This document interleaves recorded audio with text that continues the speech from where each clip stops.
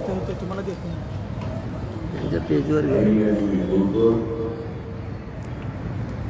या सर्वांना आज जरी पब्लिकन राज्यावर मीडियाच्या वतीने पोलीस अध्यक्ष राजाभाऊ दरोडे यांच्या पोलिसांना सन्मानाचा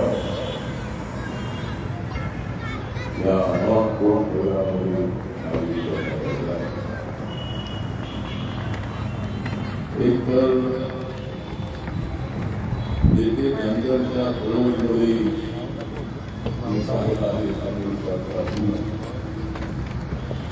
येथे त्यांच्या चळवळीमध्ये मी पाहिलं आहे सैन्याचा भूत या जिल्ह्याचे नाव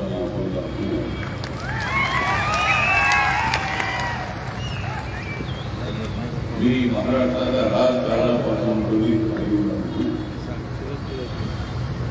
मी महाराष्ट्राच्या राजकारणापासून कधी राहिलो नाही दूर कारण माझ्या पाणी उभं होतं असे सोलापूर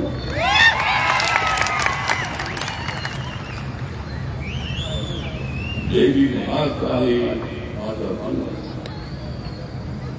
देवी हात आहे माझा दूर कारण माझ्या पाठीला सोलापूर अन्याय के खिलाफ मैं हमेशा लड़ता रहूंगा अन्याय के खिलाफ मैं हमेशा लड़ता रहूंगा और आपकी साथ लेकर मैं आगे आगे बढ़ता रहूंगा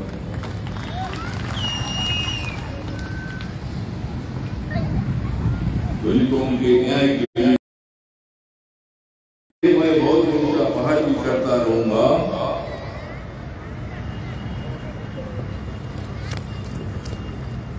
और आरपीआई के खिलाफ बोलने वालों को मैं हमेशा लड़ता रहूंगा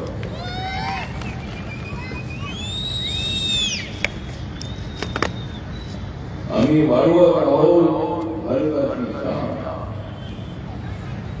आम्ही तर वाढवत आहोत भारताची शान कोण बघेल माझ्या भावाला पकडून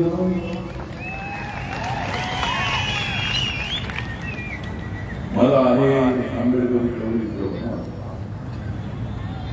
मला आहे आंबेडकरी चळवळीचं म्हणून माझं नेहमी राहिलेलं आहे आज आपण सर्व म्हणजे गावात सर्व लोक उपस्थित आहेत अनेक नेते माझ्यासोबत आहेत आणि आज ते आपल्यामध्ये राहील त्यामध्ये आमचे बीके सिद्धार्थावंत आहेत यशवंत गायकवाड राजा कर्मधारे भारत खोतकर कुमार कर्मधारे रावण अधुरे संजय गायकवाड आदिश रामपुरे अप्पा लोखंडे पंढरपूर संजय गायकवाड बार्शी नंदू कांबळे किरण निकंबे दयानंद केजे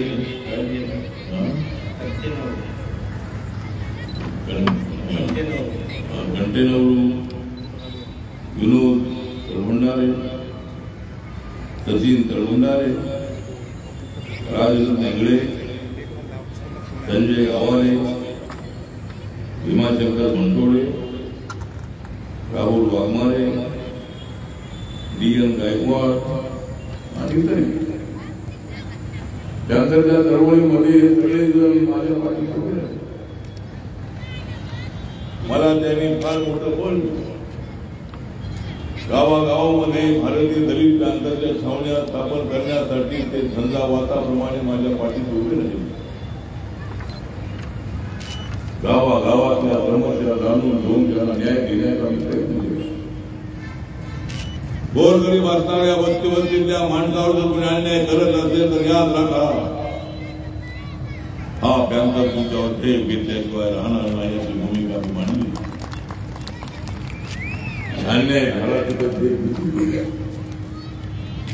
आम्ही अन्याय न करणाऱ्यांना सोबत ठेवलं, परंतु अन्याय करणाऱ्यांना मात्र आम्ही सोडलं नाही. कशासाठी अन्याय, कुणावर अन्याय?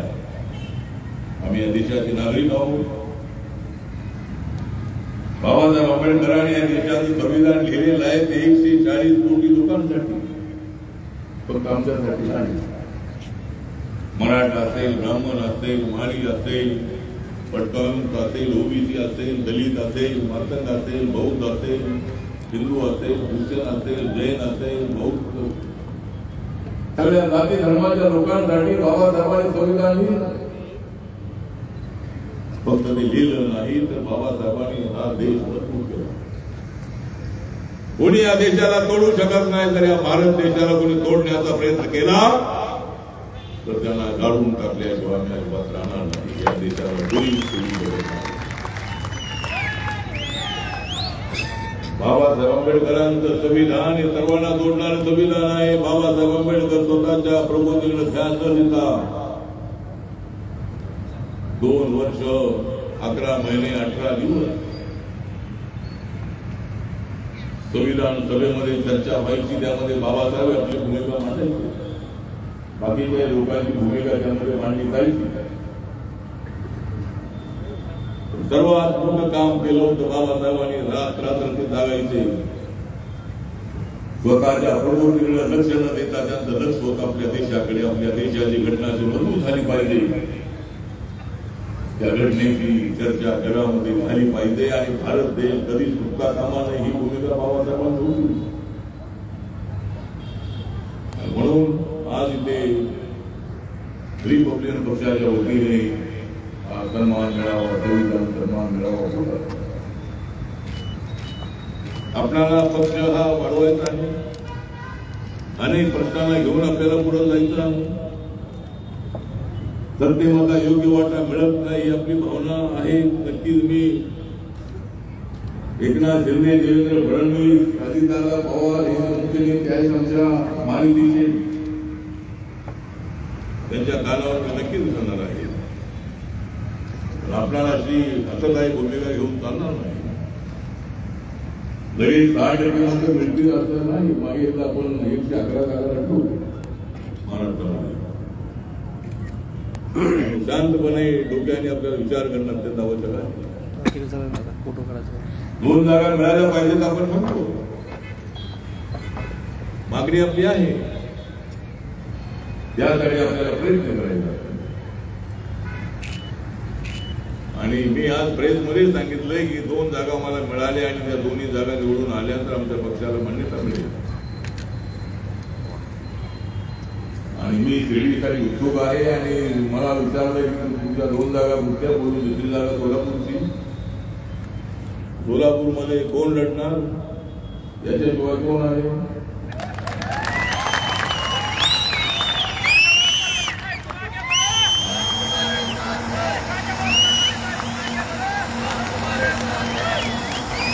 राजाभाऊ सर्वदेव अनेक वर्षांपासून अत्यंत अभ्यास असणारा शिक्षण संस्था चालवत असताना व्यापारी केला पाहिजे, हॉटेली चालवलं पाहिजे, कृषी चालवलं पाहिजे, याकडे अत्यंत बारकाईने लक्ष ठेवणारा आर्थिकदृष्ट्या प्रबळ झालेला कार्यकर्ता, आपल्या सहकार्यांची जाण ठेवणारा कार्यकर्ता. सोलापूर शहरातल्या जिल्ह्यातल्या कार्यकर्त्यांकडे राजा प्रबोधनचं चांगलं लक्ष आहे. सर्व ताट बोलणारा जरी राजा भाऊ तो किती बोलला असता शेवटी माझ्याबरोबर जाईल दिला.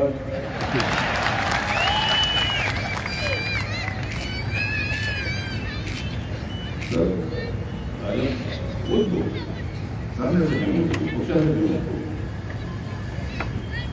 म्हणून राजा भाऊचं नेतृत्व या ठिकाणी अत्यंत सगळ्या समाजाचे लोक राजा भाऊला मानतात. आणि त्याचा आमच्या भावी विचार करा, आमच्या कार्यकर्त्याची भावना जी आहे. जरी तुमचं ज्यावेळेला चालू होतं सरकार आमच्या नाही, सरकार आमच्या दारी आणि आम्ही बसत होतो आमच्या घरी. आमच्या अर्ध्याला दिलं पाहिजे. एका बैठकीमध्ये माननीय एकनाथ शिंदेजी, देवेंद्र फडणवीस होते. अजितदादा पवार यांच्या मिटिंग झाली. त्या ठिकाणी सांगितलं होतं की आपण चांगले निर्णय घेतलेले आहेत. एकनाथ शिंदे आल्यानंतर सत्ता बदल झाला. उद्धव ठाकरेला सत्ता सोडावी लागली, कारण त्यांच्या चुकीमुळे त्यांना सत्ता सोडावी लागली. त्यांच्या चुकीमुळे धनुष्यबाण त्यांच्यापासून निघून गेलं. त्यांच्या चुकीमुळं शिवसेना हे नाव त्यांच्याकडून निघालं. अधिकृत शिवसेना म्हणून 40 आमदारांना सोबत घेणारा एकनाथ शिंदे हा ठाण्यावाद त्याला इलेक्शन कमिशननी मान्य करून कायद्याचा 2/3 मेजॉरिटीने जर अशा पद्धतीने एखादा ग्रुप तयार झाला असेल, इतर पक्षाचं वेगळं आहे. समजा काँग्रेस पक्षातून जर 2/3 आमदार, त्यांचे 42 आमदार आहेत, त्याच्यापैकी जर 36 आमदार जर आले तर काँग्रेस पक्षाचं केंद्र जाण्याचा प्रश्न देत नाही. काँग्रेस पक्ष हा राष्ट्रीय पक्ष आहे. त्यामुळे फक्त एकटे अशोक चव्हाण आता आलेले आहेत, बाकी अजून कोण कोण येत आहेत ते बघूया. मला वाटतं आपल्याला जास्त लोकांची आवश्यकता नाही. माझी महायुतीच्या नेत्याला विनंती आहे की आता आपण आपण ज्यांना यायचं असेल त्यांच्यासाठी आपली दरवाजे खुले आहेत. म्हणजे या महाराष्ट्रामध्ये रिपब्लिकन पक्ष महायुती सोबत राहणार आहे. महायुतीच्या नेत्यांनी आपल्या भावना लक्षात ठेवण्याची आवश्यकता आहे. नरेंद्र मोदींच्या नेतृत्वाखाली मी देशभर फिरतो. देशामध्ये आपला पक्ष वाढतो आहे. परवा मी गेल्या आठवड्यामध्ये लक्षद्वीपला होतो. त्या ठिकाणी पक्षाची स्थापना होणार आहे. मी त्या ठिकाणी समुद्रामध्ये पाहून अत्यंत सुंदर असा समुद्र आहे आणि त्या ठिकाणी लक्षद्वीपमध्ये लवकरच ऑक्टोबर महिन्यामध्ये बाबासाहेब आंबेडकरांचा पुतळा उभा करण्याचा निर्णय घेतलेला आहे. लक्षद्वीप तुम्हाला बघायचं असेल मी लक्षद्वीपला सांगून आलो. जेथे जेथे मी पाणी तेवढ्याला माझ्या समोर उभा आहे लक्षद्वीप. आणि ज्या ज्या वेळेला आपण जर कुठं आपल्याला टुरिस्ट म्हणून जायचं असेल तर मालदीवपेक्षाही अत्यंत सुंदर असणारा लक्षद्वीप आहे. समुद्र अत्यंत सुंदर आहे. त्या ठिकाणी लोकसंख्या फक्त 70,000 आहे. त्या ठिकाणच्या लोकसभेचं मतदान फक्त 65,000 आहे.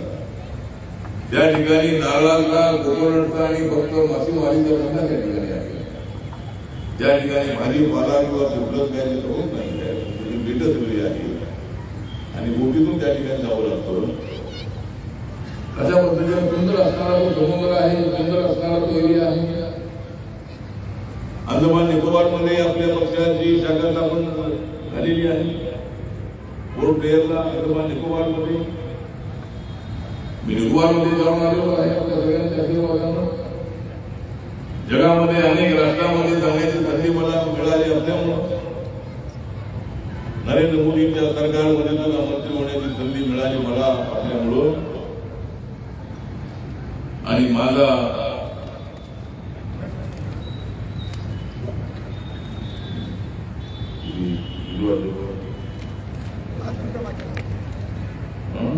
पाच मिनिटं आहेत.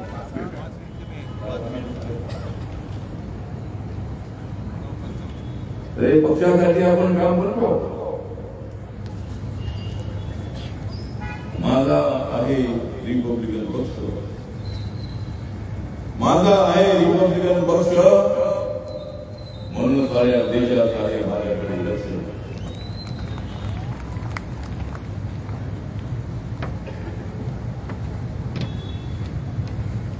सोलापूर जिल्ह्यामध्ये मजबूत आहे रिपब्लिकन पक्ष. सोलापूर जिल्ह्यामध्ये आहे मजबूत रिपब्लिकन पक्ष म्हणून सोलापूर लोकसभेत राजभाऊकडे आहे. प्रयत्न करायचा नाही. ज्या वेळेला आलो त्याच्या वेळेला आपण मागणी केली की राजाबाबूला हे मिळालं पाहिजे ते मिळालं पाहिजे बोलू देणं शक्य आहे. अजून महाराष्ट्रामध्ये सगळ्या जिल्ह्यामध्ये काय होते कोल्हापूर जिल्ह्यामध्ये जसा मजबूत पक्ष आहे तसा अनेक जिल्ह्यामध्ये आपला पक्ष मजबूत आहे. सगळ्या ठिकाणी कार्यकर्त्यांची अपेक्षा आहे मिळालं पाहिजे. मिळालं तर नक्की देणार आहे. हळूहळू समोर येणं जाणं अत्यंत आवश्यक आहे. स्वतःच्या बळावर निवडणुका लढून आपण पाहिलेल्या आहेत. म्हणून आपण चांगलं लोकांनी विचार करण्याचा आवश्यक आहे. जरूर आपल्या भावनांचा विचार करतो. दादाताईपणा करून कुठलाही निर्णय घेतला तर त्या निर्णयाचा फायदा पक्षाला होत नाही, समाजाला होत नाही. म्हणून आज आपण सर्वजण या ठिकाणी आलेले आहात. आपल्याला अनेक प्रश्न सोडवायचे आहेत. अलीकडे रेल्वेच्या बाजूच्या झोपडपट्ट्याला तोडण्याचा निर्णय सरकारने घेतला होता. केंद्र सरकारने रेल्वे डिपार्टमेंटने मध्यंतरी दिल्लीला जाऊन आपलं शिष्टमंडळ भेटलं. मी एका रेल्वे मंत्र्यांना भेटलो होतो आणि त्यांना सांगितलं होतं की निवडणुका जवळ आलेल्या आहेत. जे लोक अनेक वर्षांपासून आहे 40 वर्ष 50 वर्ष त्या ठिकाणी आहे. त्याने रेल्वेच्या ट्रॅक पूर्णपणे संरक्षण केलेलं आहे. रेल्वेच्या बाजूला राहून त्यांनी रेल्वे सुरक्षित ठेवलेली आहे. आणि महाराष्ट्र सरकारचा कायदा आहे 2011च्या जोडल्याला मान्यता केल्याचा. बाबासाहेबांनी दिलेलं संविधान सांगतंय रोटी कपडा आणि मकान हा आमचा मूलभूत हक्क आहे. त्या लोकांच्या रोजगार चालू. नरेंद्र मोदीजींनी आतापर्यंत जवळजवळ 4 कोटी लोकांना घरं दिलेली आहेत. अजून 2 कोटी लोकांना रोजगाराचं घर दिलेली घोषणा त्यांनी केलेली आहे. 1 कोटी घरांना जो सोलर सिस्टीमची जी लाईट आहे ती देण्याचा निर्णय त्यांनी घेतलेला आहे. 80 कोटी लोकांना जवळजवळ 4 वर्षापासून फुकट धान्य मिळतंय. पुढची 5 वर्ष 80 कोटी लोकांना फ्रीमध्ये धान्य मिळणार आहे. अनेक निर्णय जे आहेत ते निर्णय आहेत बाबासाहेब आंबेडकरांच्या संबंधामध्ये त्यांना प्रचंड आदर आहे. संविधान बदलण्याची भूमिका अनेक लोक मांडत असतील. परंतु नरेंद्र मोदी यांनी नवीन संसद भवनाला संविधान सदने नाव दिलेलं आहे. मुंबईमध्ये हिंदू मिलची जागेची किंमत 3,700 कोटी रुपये होती. किती कोटीची असो बाबासाहेब आंबेडकरांच्या स्मारकासाठी 12-12.5 एकर जागा देण्यात आली आणि पुढच्या वर्षी वर्षभरामध्ये त्याचं उद्घाटन होईल. तर आपल्याला अनेक मुद्द्यांवरती चर्चा करण्यात आवश्यक आहे. भूमिहीनांचे प्रश्न आहेत, झोपडपट्टीचे प्रश्न आहेत, बेरोजगारांचे प्रश्न आहेत. आपण सरकारी योजनांचा फायदा उठवला पाहिजे. माझ्या मंत्रालयाची व्हेंचर कॅपिटल फंड नावाची स्कीम आहे. MSMEच्या स्कीम्स आहे. अनेक ज्या स्कीम्स आहेत ज्याचा आपण फायदा खाली ग्रामोद्योग आहेत त्याचा फायदा उठवला पाहिजे. गायरान जमिनीच्या पट्ट्यांचा विषय तर आहे का? मी मंत्री असताना जवळजवळ 4-4.5 लाख एकर जमीन नावावर करण्याचा निर्णय घेण्यात आला होता. आता आम्ही मध्यंतरी दादागिरी पाटील यांना बोललो एक शिष्टमंडळ जाऊन भेटा. माझे दौरे सगळे देशभर असतात त्यामुळे मला मुंबईमध्ये राहण्यासाठी तेवढा वेळ नाही. त्यामुळे राजाभाऊच्या नेतृत्वाखाली गौतम सोनवणेच्या नेतृत्वाखाली पप्पू कागदे आहेत त्याच्या नेतृत्वाखाली सुरेश बारसिंगला आहे या सगळ्यांना घेऊन आपण एका शिष्टमंडळ जाऊन भेटा. आणि जवळजवळ 2000 आता 14 एप्रिल 1990 चालू होणार आहे. त्याची मुदत वाढवून 2014 करा. अशा पद्धतीची सूचना मी माननीय राधाकृष्ण विखे पाटील यांना केलेली आहे. आपण एकदा जाऊन त्याला भेटा आणि ती मुदत वाढवली तर अजूनही हजारो लोकांना त्याचा फायदा होऊ शकेल. आमची गोरगरीब माणसं आहेत. सगळी गोरगरीब माणसांना सर्वोपरी जय भीम आमच्यासाठी अत्यंत बुलंद आहे. बुलंद आहे आमच्यासाठी. आम्हाला एखादा जेवण नाही मिळालं तरी चालेल पण आम्हाला जय भीम जय भीम जय भीम आवाज. त्यामुळे आपण सर्वजण अनेक प्रश्नांवरती आपल्याला लढे घ्यायचे. अनेक भूमिका आपल्याला घ्यायच्या. भरपूर आपल्याला तालुका पातळीवर, जिल्हा पातळीवर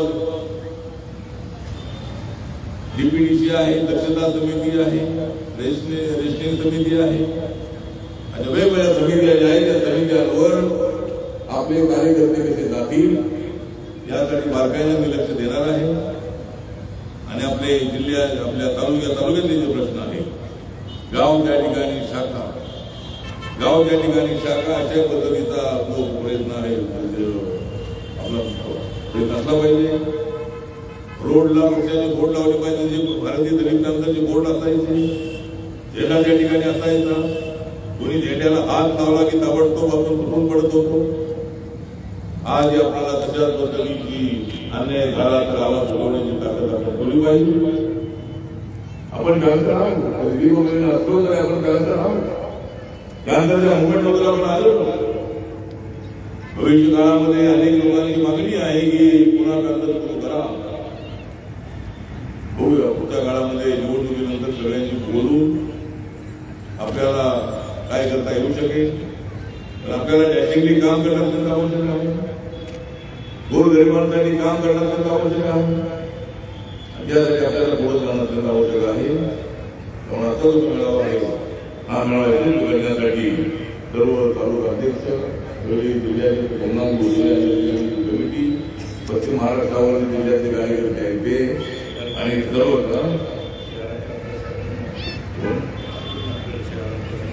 अतुल नागरिकांचे शहराचे अध्यक्ष आहेत. त्यानंतर अनेक आपले सगळेच कार्यकर्ते नावाचे राहून वेळ केलेले, पण स्टेजवर बसलेले सगळेच आपले कार्यकर्ते आहेत. सगळ्या कार्यकर्त्यांनी सहकार्याने आता